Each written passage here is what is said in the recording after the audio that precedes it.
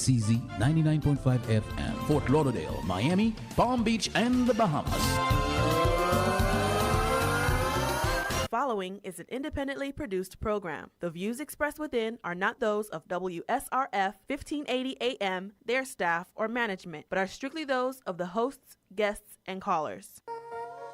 Nous commençons une nouvelle année et c'est moment pour nous travail nouveau, plan nous. C'est peut-être ça, Caballero Rivera a offert un spécial extraordinaire, moi ça, pour aider à planifier. Avec seulement 2,5% de dépôt, ou qu'à réserver un espace cimetière pour ou ak famille ou. Dans un espace tranquille dans site Floyd là. Léo planifier bonheur dans un moment difficile ça, li ba ou avantage pour pas porter bot blé devant tout le monde. Et spécial ça, pas dire pour tout temps. Relais Kathleen Barreau, jodia na 786 253 0211. Pour plus d'informations, pour cas assurer espace sous. Numéro encore, c'est 786 253 0211. Caballero Rivera, planifié jodia pour la paix, l'esprit demain. Nous même pas haïtiens, les nous fin grandi ti moun nou yo, nous ba yo éducation, yo jwenn bon job, yo vin fonder famille yo. Ki sa ki ka arrive nan vie jour yo? Ti moun nou yo a paye bill pa yo, petit yo pral l'école, est-ce qu'on déjà préparé enterrement? Pas quitter ti moun nou yo nan problème. Rele Kathleen Barreau nan 786 253 0211 pour le cas Edo préparer zafè enterrement. Pas quitter petit ou yo ap chercher l'argent dans mes amis. Rele Kathleen Barreau dans 786 253 0211 786 253 0211. Each day, the cost of living is increasing. It is the same as funeral and cemetery costs. Pre-plan your arrangements today and save your family the stress of finding the money later. Finance your plan up to 7 years with low down payments and affordable monthly payments. To set up your appointment, call Kathleen Barreau at 786-253-0211. 786-253-0211. Chat with Kattt, chaque mardi from 6 o'clock to 6:30 p.m. discussing finance, mortgage, assurance, funeral care sur WSRF 1580 AM and 99.5 FM avec Kathleen Barreau. Nous là pour connecter avec toutes les ressources financières qui aident grandir. Good afternoon, bonsoir tout le monde. You are listening to Chat with Kattt on WSRF 1580 AM and 99.5 FM and live streaming on YouTube and Facebook Live. As we are about to start a new series, last month I want to give a special thanks to My Health and Wellness, to Dr. Rachel for being our first flagship guest. I want to say thank you to Chef Lemaire, one of Haiti's favorite chefs. A big, huge thanks to Miami Beach's Police Chief Wayne Jones. And then last but not least, a super thanks to North Miami Beach's Mayor, Michael Joseph, for ending our Black Excellence series. So as I mentioned, we're starting a new series since March marks Women's History Month. Women's History Month, just highlighting and showcasing those who are trailblazing as women, women of color in the city of Miami and abroad. To introduce our very first guest who's going to actually start off the series, our first guest is a police chief for the city of North Miami. She actually is the first Haitian-American woman to serve as the police chief with over 30 years in law enforcement. She began as a Miami police dispatcher in 1993 and rose to first assistant chief before retiring in 2023. Soon after, she was sworn in as the North Miami's 15th chief of police, a South Florida native. Chief Gauze holds degrees in criminal justice, public administration, organizational leadership, and she is a graduate of the FBI National Academy and the Senior Management Institute of Police. Recognized for her leadership, she is dedicated to public safety, community engagement, and building trust in law enforcement. Without further ado, please, everyone, let's welcome Miss Police Chief Cherise Gauze. Thank you so much for being on the show. Thank you for having me. Hello to everyone. Bonsoir tout le monde. Buenos dias, buenos noches, buenas tardes to everybody. Thank you for having me. You're so welcome. So, again, welcome to Chat with Kat. We are honored to have you during our Women's History Month. How are you today? I am doing well. Thank you. And again, thank you for having me. You're most welcome. So, let's dive right into it because I only have you for a set amount of time, and I want to ask you as many questions as possible. As a second generation Haitian American and the first in your family to pursue a career in law enforcement, what does Women's History Month signify for you personally and professionally? Oh, Women's History Month means a lot to me because, without me being able to stand on the shoulders of the women that have paved the way, Mm, especially as it relates to law enforcement, then I would not be where I am today, would not be in the position that I am in today. So certainly I would like to pay homage to so many that have mentored me along this, almost 3 decade, actually over 3 decade journey at this point. So it means a lot to be able to highlight the significance of women in law enforcement and women as a whole, who are really paving the way and breaking glass ceilings all over this nation. that's awesome. Growing up in South Florida, what inspired you to embark on a career in law enforcement, starting as a civilian dispatcher with the Miami Police Department in 1993? Yeah, that's really a good question because I'm not one of the people that said from a young age that I just want to be a police officer. So for me, it started off with being a dispatcher and actually going out on riding assignments. Mm, And for a lot of people, I know George Floyd was the tip of the iceberg for them and mm-hmm. everything that happened with that incident. However, in my time, it was, a different series of things. It was the Rodney King incident that was Mm, happening in LA mm-hmm. at the time. And so Right. I've always wanted to have a career that led to service and giving back. And as a dispatcher, part of my assignment and training was to ride with a police officer. So I began to see a different side and a different perspective of law enforcement, and certainly wanted to be a part of that and to be able to actually affect change in That, the way, that we policed our streets. that is really neat. Your career spans 3 decades with various leadership roles. Can you share a pivotal moments or challenges you faced throughout this journey? Definitely. So I want to start off with just saying that, Mm-hmm. as it relates to women in law enforcement, we only represent 12% Mm, of the law enforcement field across the nation. And if you look at the number of women police chiefs or that are in executive leadership positions, that dwindles down to 1 to 3%. So it does mean a lot to really support women in law enforcement. I've had challenges, obviously, throughout this career. It's a very male dominated profession, but I will also say I've had a lot of males in this profession to guide me and mentor me and help me to excel in my career. So I think just like with any other career, you have hiccups and you have bumps along the way. There may be people that don't necessarily want to take direction from a woman or maybe mm, even a Black woman. mm-hmm. So, these are different challenges that you face. Sometimes people don't feel that women are equipped to be able to be in leadership roles. So I've had challenges, but I've also had tremendous success. I like that. Thank you for sharing that. Balancing a demanding career, you earned multiple degrees and completed prestigious programs like the FBI National Academy. How have these shaped your approach to leadership? Oh, definitely. I think being exposed to different leaders across the nation, both nationally and internationally, gives you a different perspective on leadership, a different perspective on law enforcement as a whole. But certainly, when you talk about being able to balance everything and go back to school, and, one of the things that as women, sometimes we are not afforded these opportunities or we cannot make the sacrifices that our male counterparts can because we're married or we have children, we have obligations.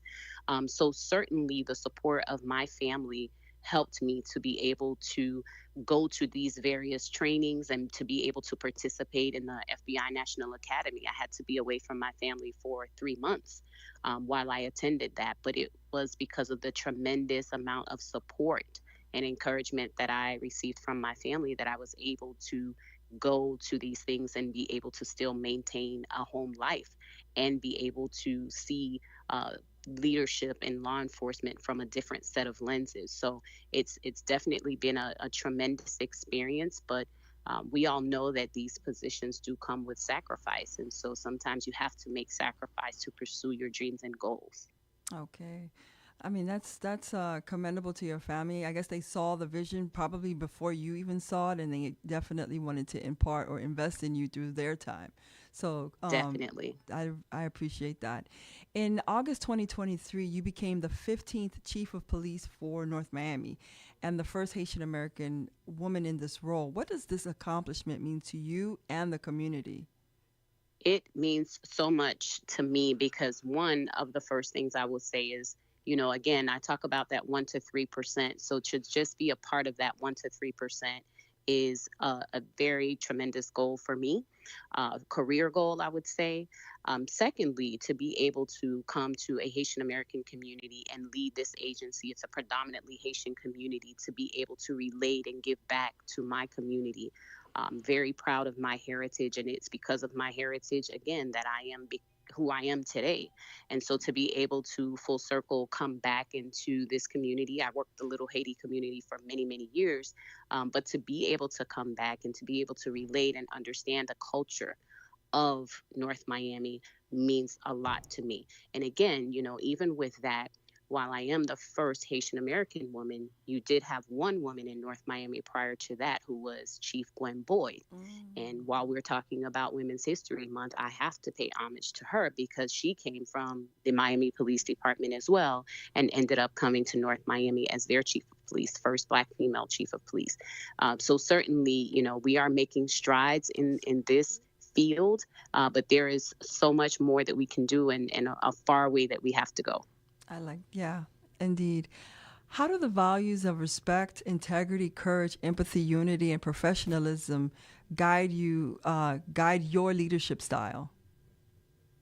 Yeah, well, it has to be the guiding force for us in law enforcement. I think that in so many ways over the past few years, law enforcement has been hit with a black eye because of the infractions of some. Certainly the majority of good officers outweighs the bad. And so my leadership is very big on integrity, accountability, that sort of thing, because we want to make sure that we're policing our communities in the same way that we want our very own communities to be policed. The same way that we want our families to be treated when they interact with police is the same thing that I want from my officers. Accountability is big. We are not going to get it right all the time, but for the most part, we are going to strive to get things right. And when we make infractions, we are going to accept accountability for those items and improve in those areas. So I think that one of my mantras is the 3 C's, right? And I have to lead in this way that we are community policing, we are compassionately policing, and we are constitutionally policing. That is my mantra, and that is what I live by, and that is the message that I send to the officers as well as the civilians in our department, because community policing is a job of everyone, from the dispatcher to the person that you're going to meet in the records counter. It's a job for everyone and not just one entity. Since you mentioned, I appreciate your candidness, that you mentioned that you don't always get it right, but you strive to live by your 3 C's. What programs has the department implemented to foster trust between law enforcement and the city's residents? Sure. So we have voluntarily gone through a program that is called the Collaborative Reform Initiative through the Department of Justice. And that is a program where they come in to basically assess your department from top to bottom. And they are going through your department. They're looking at policies and procedures that you have in place, and having subject matter experts from all across the nation to come in and, really make a deep assessment. That's not always easy for people to hear. But certainly through this collaboration, we've been able to identify things that we need to improve on and make adjustments to certain policies. We are still in the phase of going through that process, but we've gained so much in learning about best practices, being able to have access to resources. We've traveled to other departments so that we can be in alignment with what best practices are in other agencies. We recently released our strategic management plan. The department had not had one in probably well over 20, 25 years.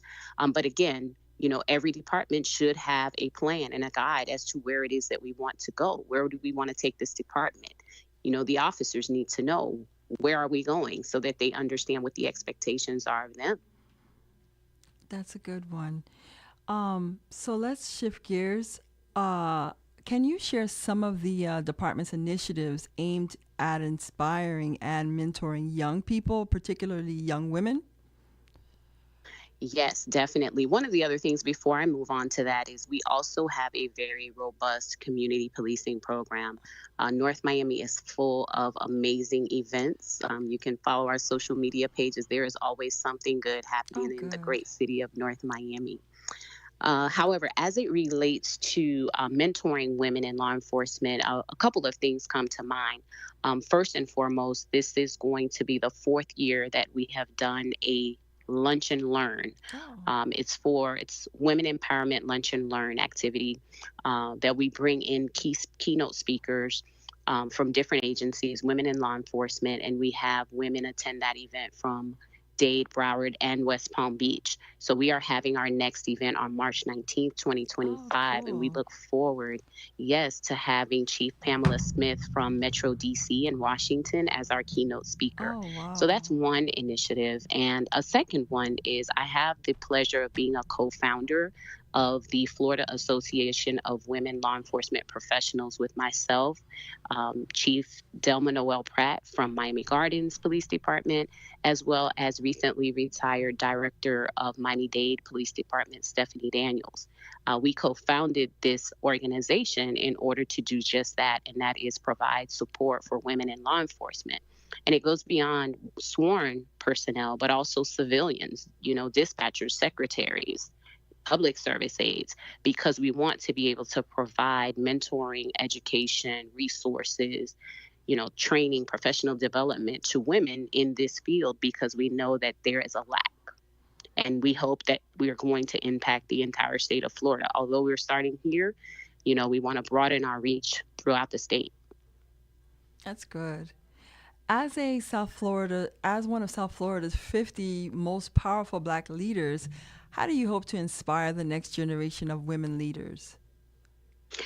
Just exactly by doing what I'm doing now. And that is making people aware of what is going on, because thank you again for having me, right? We do a lot of things, but we are not always the best at maybe highlighting the things that we do. So spreading the word is definitely important so that we can get this reach out, expanding our organization that we have created. I think that to whom much is given, much is required. So also just leading by example and doing the best that I can in the position that I am to pave the way, just like it has been done for me, for others, because it's not just about for me first and, the first this or the first that. We want this to be the first of many. So it's not just for me. The pinnacle is not me reaching my professional goal, but to also pull others along with me so that they too can have the opportunity to reach their career goals. Good one. What guidance would you offer to women pursuing leadership roles in a male-dominated field? Oh, that's a great question. So one of the things I would say is to make sure that you are paving your own way, right? Because nothing is going to be given to us. We are expected to have the same training, education, and everything else that our male counterparts have. But also, as I talked about earlier, making those sacrifices, being able to make sure that you stand head and shoulders with your competition in this field, because your education is something that can never be taken from you. Your knowledge is something that can never be taken away from you.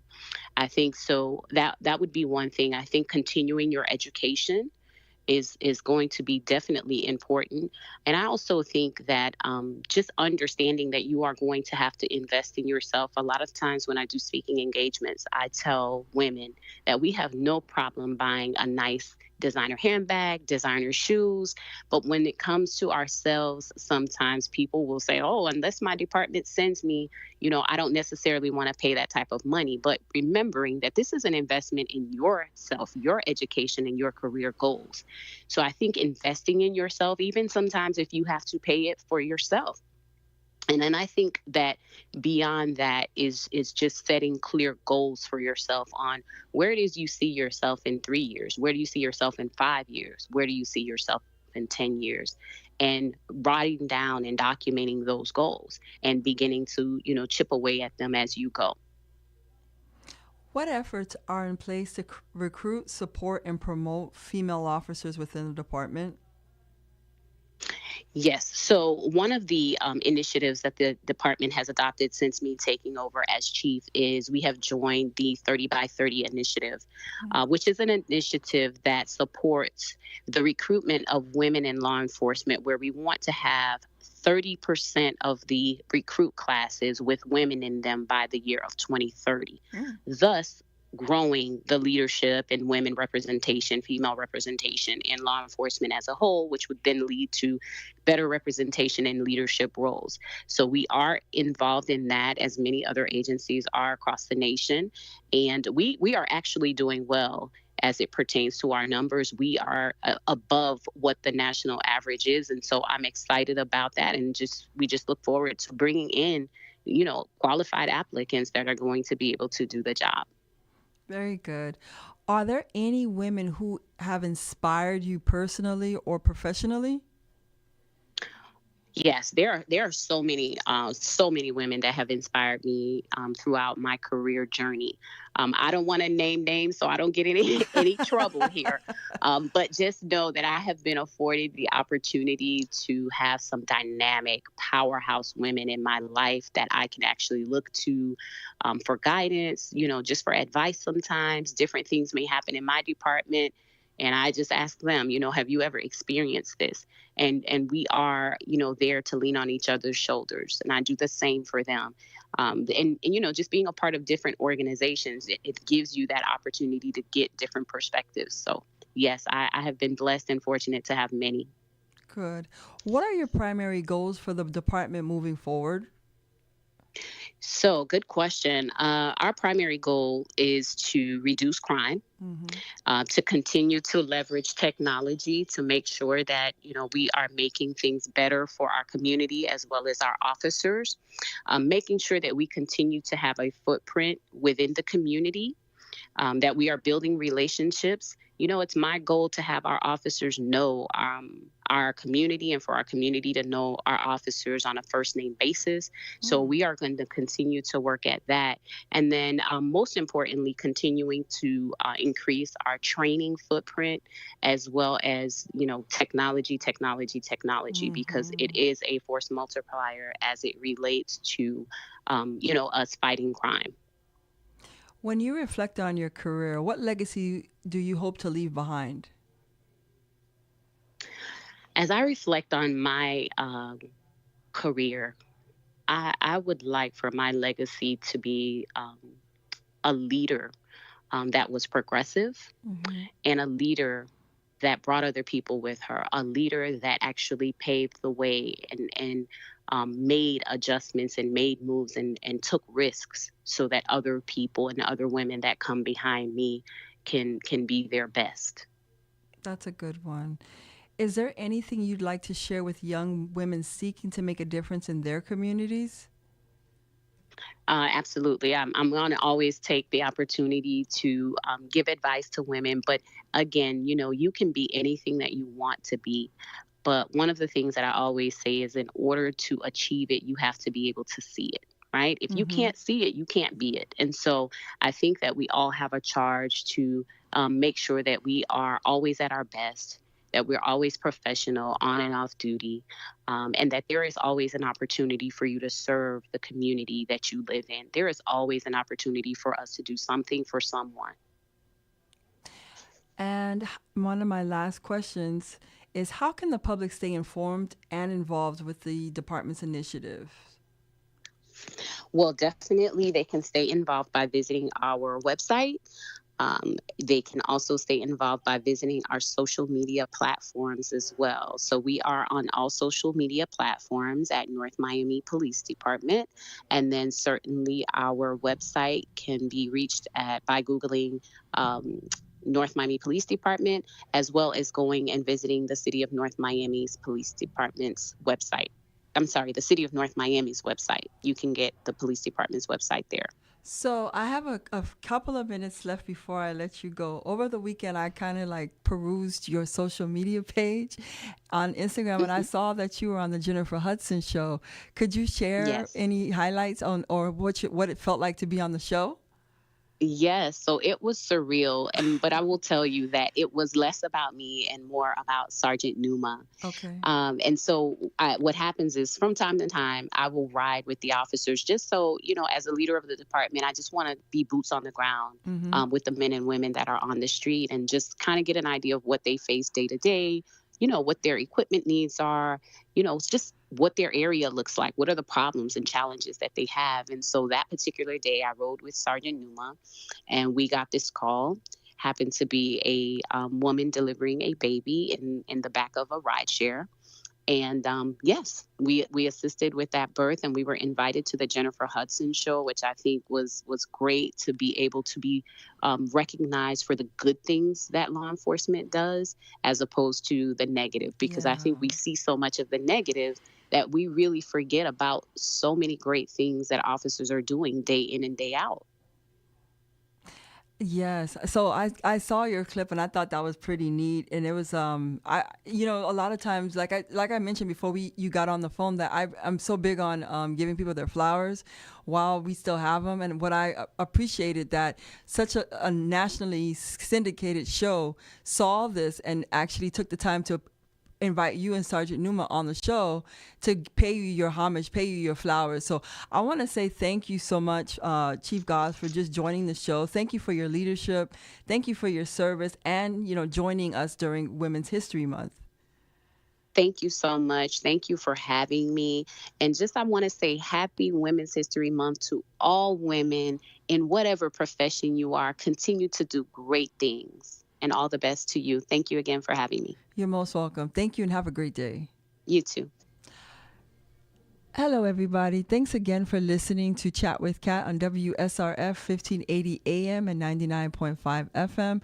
Just to recap, we had a very beautiful Black History Month. I want to thank every single guest that came on the show. My Health and Wellness, Dr. Rachel, Chef Alan Lemaire, our celebrity Haitian chef, Miami Beaches, Police Wayne Jones, and also North Miami's Police Chief Sharice Gauze. Again, without these notable figures in our community, a lot of things, they've paved the way for so many doors to be opened, so many opportunities to be made for others, and they're paying it forward. So let's always remember to give people their flowers while they're alive, because you never know when their last days are. Even if you don't have to be a public figure to be recognized, but if you're making little strides in your community, in your home, in your church, in your school, pay homage, show your appreciation, show your care for those who make a difference in our community. So once again, this is Kathleen Barreau with Chat with Kattt, and you are listening to WSRF. But before I let you go, don't forget you still have this beautiful special going on with Caballero Rivero, where you can put as little as 2.5% down. In some cases, that's only $215. $215 can buy you this brand new shoes that you like, purse that you like, or even pay for your lunch in some cases, or maybe your hair. So if you are interested in that, give me a call, 786-253-0211, 786-253-0211. Again, you are listening to Chat with Kattt. I look forward to having you guys next week. Next week, we continue with Women's History Month. So I see you and look forward to you next week. Have a great week.